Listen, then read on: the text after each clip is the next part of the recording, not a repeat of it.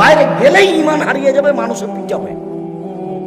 বাইরে যায় না, বাড়িতে থাকো, ভালো যেটা সেটা নেও, খারাপ যেটা সেটা ছেড়ে দাও। তিনটা কথা বললেন। তখন সাহাবী বলছেন, আল্লাহর নবী, আচ্ছা ঠিক আছে, আমি বাড়িতেই থাকলাম, বাইরে গেলাম না, কিন্তু ও যদি আমার বাড়িতে এসে মারে? এটা সাহাবীর জিজ্ঞাসা। তখন কি হবে? তখন আল্লাহ রাসূল বলছেন, তাহলে যদি বাড়িতে এসে মারে, তাহলে আদমের দুই ছেলের ভালোটার মতো হয়েও। আদমের দুই ছেলে, কাবিল বলল, এ হাবিল, তোকে আমি মারবো। তখন হাবিল বলল, তুমি মারো মারো, আমি তোমাকে মারবো না। কথা বোঝা গেল না? বাড়িতে এসে যদি মেরে যায় তবু বলতে, তুমি মারো, আমি তোমাকে মারবো না। তুমি আমার পাপ আর তোমার পাপ নিয়ে বিচারের মাঠে উঠিও, আমি পাপ মুক্ত অবস্থায় উঠব। বোঝা গেল না কথা? যখন সাহাবী বললেন যে ঠিক আছে, আপনার কথা আমি মানলাম, মুখটা বন্ধ রাখলাম, বাড়িতেই থাকলাম, তো ওই যদি এসে আমাকে বাড়িতে মারে তো আমি কি করব? তখন কি উত্তর দিলেন আল্লাহ নবী বলেন তো? আদমের দুই ছেলের ভালোটার মতো হয়েও।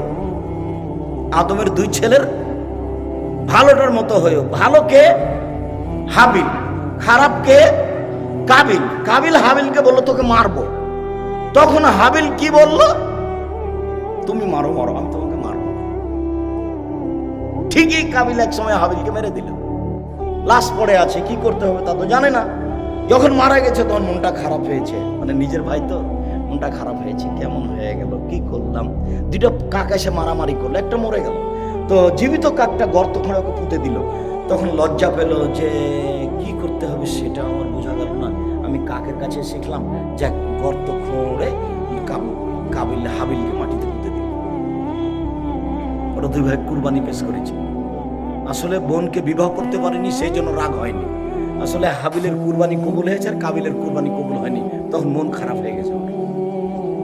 বলছে হিংসা, এর নামে হিংসা, হিংসা দিয়ে চলছে সব। হিংসা মুক্ত প্রতিষ্ঠান জামিয়া সালাফিয়া। অবাক হবে না, 50-60 জন শিক্ষক বসে আছেন আপনার বাড়ির পাশে, যেটা কেউ কোনোদিন কারোর বিরুদ্ধে মুখ খুলতে পাবে না।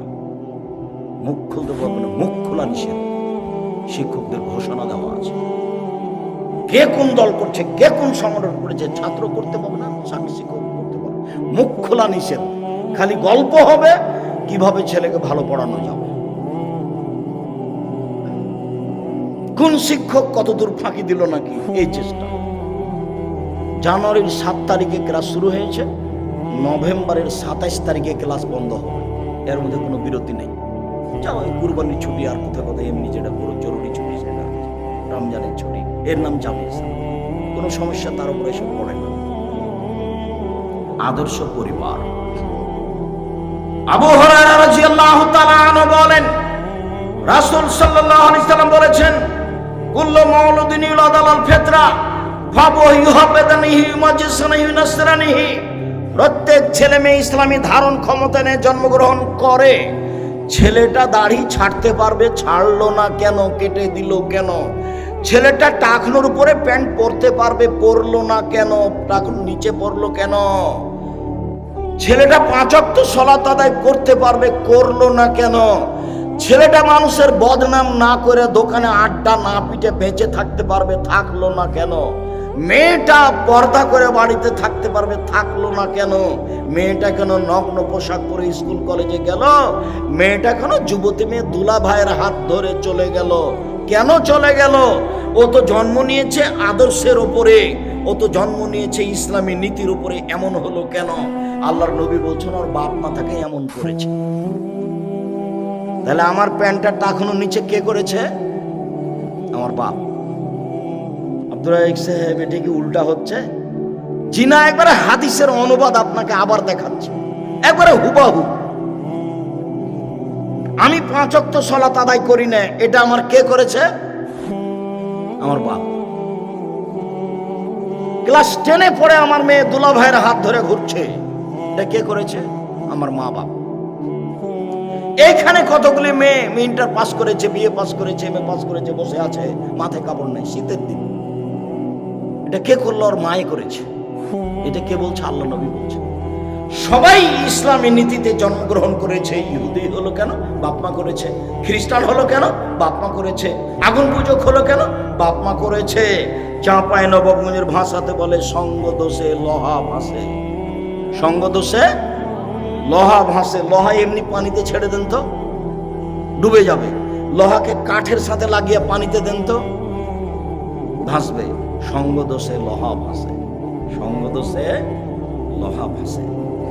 আবু হুরায়রা রাদিয়াল্লাহু তাআলা আনহু বলেন, কুল্লু নাফসিন মিন বানি আদম সাইয়্যিদ, আদম সন্তানের সবাই নেতা। আর রাজুলু সাইয়্যিদ ফি আহলিহি, বাপ হলো পরিবারের মালিক, কর্তা। ওয়াল মারাতু সাইয়্যিদা ফি বাইতিহা, মা হলো বাড়ির কর্ত্রী। নিজের কাজ করে যে তাকে বলে কর্মী, অপরের কাজ দেখে যেই তাকে বলে কর্তা। বাপ হলো কর্তা এ বাড়ির, মা হলো কর্ত্রী। নিজের কাজ করে যে তাকে বলে কর্মী, অপরের কাজ দেখে যেই তাকে বলে কর্তা। নিজের কাজ করে যে তাকে বলে কর্মী, অপরের কাজ করে যে দেখে যেই তাকে বলে কর্তা। মা নামাজ পড়লেন, ইনি হলেন মহিলা কর্মী। আর মেয়েকে বলেন, আম্মু আম্মু চিচি, বেলা হয়ে গেছে, আজান হয়ে গেছে, উঠো আম্মু উঠো, আম্মু উঠো, সালাত আদায় করো। এখন মা কি? মা কর্ত্রী। আর আপনি বাপ সালাত আদায় করে এসেছেন, আপনি কর্মী। আব্বু আজান হয়ে গেছে, চলো। এখন আপনি কি? কর্তা। বুঝা যায় না মনে হয়? আল্লাহ রাসূল বলছেন আপনি কর্তা আর আপনার স্ত্রী কর্ত্রী। নিজের কাজ না করে অপরকে চাপিয়ে দিলে হবে না। আল্লাহ রাসূল বলছেন, মান কারাহু আলাদা ফুলিসান ইসমু আদাবাহু, কারো যদি ছেলে মেয়ে জন্ম নেই তাহলে সুন্দর নাম রাখতে হবে, শিষ্টাচার সুন্দর শিখাতে হবে। নাম রেখেছে লিটন। তো বলেন যে ওর বাপ শিক্ষিত মানুষ না, বোঝা গেল। তওবা করতে হবে, তওবা করতে হবে। আর বলতে হবে যে এসব পড়াশোনা করে ভুল করেছি। কই আমরা তো ছেলের নাম লিটন রাখিনি, আমরা তো মেয়ের নাম লিজা রাখিনি। কি যে শান্তা টান্তা, কি যে হিন্দু মেয়ের নাম রেখেছে আল্লাহ। কিভাবে যে তার কাছে এত খারাপ নাম প্রিয় হলো? তার মানে যেই বাপ সব সময় ছবি মূর্তি দেখে, সেই বাপ কি ছেলেকে বলবে বাবু কানে ইয়ারফোন লাগায় না? মাও জানে আর বাপও জানে যে ইন্ডিয়ান গান চলছে। এই বাপ মায়ের পরিবারকে কবর দিয়েছে, এই বাপ মায়ের পরিবারকে কবর দিয়েছে। পরিবার ভিন্ন করতে হবে, আজ থেকে পরিবর্তন করতে হবে। বিদ্যা ভিন্ন করতে হবে, মক্তব ভিত্তিক বিদ্যা পরিচালনা করতে হবে। এই প্রজেক্ট হাতে নিতে হবে, জরুরিভাবে নিতে হবে। কত দিন লাগবে সফল হতে সেই চিন্তা পরে। যেদিন আমি 90 সালে বক্তব্যের মাঠে নামি, সেদিন কি আমাকে মানুষ এভাবে সালাম দিত? বিমানবন্দরে ঢুকলে দেখি মানুষ আমার পিছন দিকে খালি দৌড়াইতেই থাকে, দৌড়াইতেই থাকে। আর কোনো মহিলা পুরুষ বাচ্চাটাকে পাশে নিয়ে এসে বলে, অনুরোধ একটু খালি আমার বাচ্চাটার সাথে আপনার ছবি নেব একটু। জি না, আমি কারোর সাথে ছবি উঠাই। ঢোকার সাথে সাথে কে কোন দিক থেকে এসে কাজ করছে। তো আমি কিভাবে পরিচিত হলাম? এই বিদ্যে মানুষ একটু বুঝে শুনে। আমি সাধারণ মানুষ, আমি কোনোদিন কারোর সুবিধা ভোগ করতে চাই না, কিন্তু দেখি ওরকমই আছে। এই মাসুম কি হলো?